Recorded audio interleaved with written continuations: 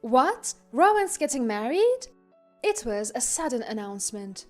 The talk of the town is that our step-grandchild is getting hitched. But the real shocker was what my son and his wife said next. From now on, we want to live just as a family, so the maid we no longer need, you can leave, ha ha ha. They probably think I'm floored by this. At last, 15 years of living together was worth it, I sighed. Just then, someone appeared behind me. My name is Charlotte, a 57-year-old housewife. I married my husband Anthony 37 years ago when I was 20. Back then, I just started working after graduating from beauty school. But life had other plans. I got pregnant, so we got married. I had wanted to work longer and didn't expect to marry so soon. I sometimes wondered how this happened. I had my doubts, but Anthony promised, "I will make sure you and our child are happy." Believing him, I committed to spend my life with him. And Anthony kept his promise. He always took great care of me. He was attentive during my pregnancy and even took the lead in household chores. Then I gave birth to our first son, John. Anthony was wonderful with him too. "John, let's go play catch." Yay! We could often go to the park on weekends. I would tag along and watch them play, feeling content. Anthony worked hard during the week and made family time on weekends. So, when John was young, I didn't need to work. When he started elementary school, I began working part-time. I contributed the money to his future tuition and our savings. We lived comfortably without financial worries. John grew quickly and advanced through middle and high school. From the outside, we were a picture-perfect family. And I felt very happy. But every family has its worries. John was generally a good kid, but easily influenced by others. He would pick up behaviors from his classmates or girlfriends. In middle school, he had some mischievous friends and would sometimes misbehave. Anthony and I would scold him, but he never took it seriously. Fortunately, things changed in 9th grade. His new circle was more studious. He passed the exams for a public high school. It wasn't the best school, but definitely better than a rowdy private school. For better or worse, he is impressionable, so I wished for him to be around hard-working peers. At first, he did well in school, but by the time he hit 11th grade, his grades took a nosedive. Even when confronted, John didn't have much to say. He just wasn't motivated, it seemed. I had offered John tutoring or extra classes when I noticed he was struggling at school. "I don't need that," he vehemently declared. But his grades kept on plummeting. One day, I caught him walking hand in hand with a girl. That's when it clicked. His grades were falling because he had a girlfriend and was preoccupied with her. I was at my wit's end. Talking about love and relationships with a teenage boy, good luck getting through to him. If he finds out I saw them, he'll probably be mortified. And he might even take it out on me, making his grades worse. I decided to confide in Anthony. Anthony said, "Let me have a chat with him." After dinner, Anthony went to John's room and they started talking. Anxiously, I did the dishes and waited for Anthony to come back. About 30 minutes later, Anthony returned to the living room. I had a good talk with him. Just like you said, he got carried away with his new girlfriend. They were on long phone calls and texting even during exams. I reminded him that studies should come first, and he agreed to refocus. Anthony updated me. "Thank you." I sighed with relief, grateful for Anthony's steady parenting. If I had confronted John, it probably would have ended in an argument. From then on, John's grades gradually improved, reaching an average level. Soon enough, he was in his senior year of high school and became a college applicant. His grades weren't stellar, but there were colleges within his reach. He applied to those with higher chances of acceptance and got in successfully. Finally, I breathed a sigh of relief that we had managed to get him into college. With John becoming more independent, Anthony and I had more time to go on coffee dates and little trips, just like the early days of our marriage. I felt like we were dating again, or just newlyweds. Right after we got married, we rushed off on trips, thinking I'd soon be pregnant. That's why I wanted to go on a leisurely trip with my husband, just the two of us. As we spent quality time together, I couldn't help but notice how different our conversations are now. When we were dating, it was all about Anthony's work or my school life. Now, it's mostly about our son. Couples who've been through parenting end up talking about their kids, no matter how old they get. We got married quickly after I became pregnant, so we were still quite young. I was just about in my 30s, and Anthony was in his early 40s. That's why we could travel to many places. Then time flew, and John graduated college and started working. Just when we thought our parenting days were over, John dropped a bombshell. I've decided to get married. Anthony and I couldn't believe our ears. He just started working and he's already getting married? John's only been employed for about 6 months. That's way too soon. We were worried as parents, but then we realized we got married even earlier than he did. But Anthony was 25 and had been working for 3 years. So we still thought John was rushing things. Did she get pregnant or something? Is that why you're hurrying? Since we got married due to a pregnancy, we asked him that. But it turns out that's not the case. No, I genuinely want to marry her, John confidently said. Anthony and I felt relieved. It seems like John is truly in love, and that's comforting. He's passionate and employed, so that's a good start. A few days later, we meet John's fiancée. But Anthony and I are in for another surprise. Hi, I'm Haley. Next to John's fiancée is a child, roughly between 3rd and 6th grade. Our attention shifts entirely to the boy. Who's this young man? It can't possibly be John's child. So that means... This is Rowan, my stepchild. Stepchild? Turns out the boy is Haley's child from her previous marriage. We were stunned because we had no idea that there was a stepchild involved. I'm sorry, I haven't told my parents about the child yet. Ah, I see. Seeing our reaction, Haley also seemed puzzled. We can't stay silent forever, so I cautiously start to ask questions. So, where did you two meet? We met at work. Haley was a secretary at the company where I got my job. I see. How old are you, Haley? And how old is Rowan? I'm 30 and Rowan is 10. I see. So she had her child when she was around 20, just like me.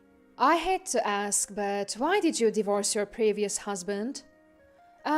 He cheated on me. I see. Mom, Dad, you're firing questions too fast. Sorry about that. We were a bit overwhelmed with all the new information, but John seemed committed to marriage and taking care of the child, so we gave our blessing. And so John and Haley got married. They've been living happily ever after with Rowan. There are concerns, but it's good to see John leading a happy married life. But then, about 6 months later, another issue arises. Anthony suddenly falls ill.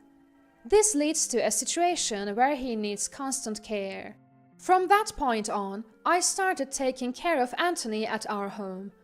Though we have ample savings, managing household chores and caregiving alone was tough. Still, I want to properly care for the man I committed my life to. That's what I was thinking when my son and his wife came to visit. Mom, isn't it hard to take care of Dad alone? How about we move in? What? Turns out they were suggesting that we all live together. I was thrilled when my son and daughter-in-law suggested that we live together. So we quickly moved in with each other. Although not related by blood, I was happy to spend more time with my step-grandchild. I hadn't met Rowan, our step-grandchild, more than a few times, but he always greeted me with a smile. He wasn't very talkative, but somehow we clicked. So I never minded spending time alone with Rowan, In fact, I found it therapeutic. We would naturally talk about Anthony, or I'd ask about school, and the conversations were always enjoyable. Life with my son's family was very fulfilling when I was spending time with Rowan. However, to be honest, the rest of it was not very enjoyable. "Mom, didn't I ask you to wash my shirt?" "Well, I have caregiving duties. Please ask Haley to do the laundry." "What? You're dumping chores on me? Isn't that harassment?" "Haley, you're busy with childcare. It's a job for Mom." My son and daughter-in-law had been bossy and demanding. Haley never did any housework and claimed to be busy with childcare, but it seemed like she wasn't doing anything from my point of view. John never took Rowan out anywhere and was always loafing around on his days off. And when they did prepare to go out, they left Rowan in my care and took off by themselves. Why do I have to make all these concessions? In the end, my responsibilities increased from housework to caregiving to childcare. Amidst this, sadly, Anthony's health deteriorated and he passed away. I was devastated. Anthony, despite requiring care, could still converse, and talking to him had been my stress reliever. With my long-term partner gone, it felt like there was a gaping hole in my heart. But it was my son and daughter-in-law who pulled me back to reality. Although not in a good way. "How much is that inheritance? How much will we get?" John said this right after the funeral was over. I was speechless, hearing John speak like he wasn't saddened by his father's death. "I don't know." "No, you need to find out. I want my fair share." Was John always like this? No, this must be Haley's influence. I realized since we moved in, Haley had no manners and seemed to only care about herself. It's like everything else doesn't matter and there's no need for consideration. And John was probably influenced by her lack of consideration for others. Fine, we had a lawyer. He should be holding the will. After explaining this to John, I collapsed on the sofa, drained. "Grandma, are you okay?" The one who asked this was Rowan. "Yes, I'm okay, thank you." "Grandma and Grandpa were always kind to me. Now I will grow strong to protect Grandma." Rowan. Moved, I stroked Rowan's head. Even without blood relations, bonds can deepen. That was exactly my relationship with Rowan. If Rowan could say such kind words, why couldn't John? Later, when the lawyer brought the will, my son and his wife complained about it. "Isn't it unfair that Mom gets more? We are the ones who need it more financially." "Look, it's what's written in the will." "I don't care about that." "So, Charlotte, you'd ignore us even if we're struggling financially?" "Well, if it comes to that, Rowan will just have to start working as soon as he finishes middle school."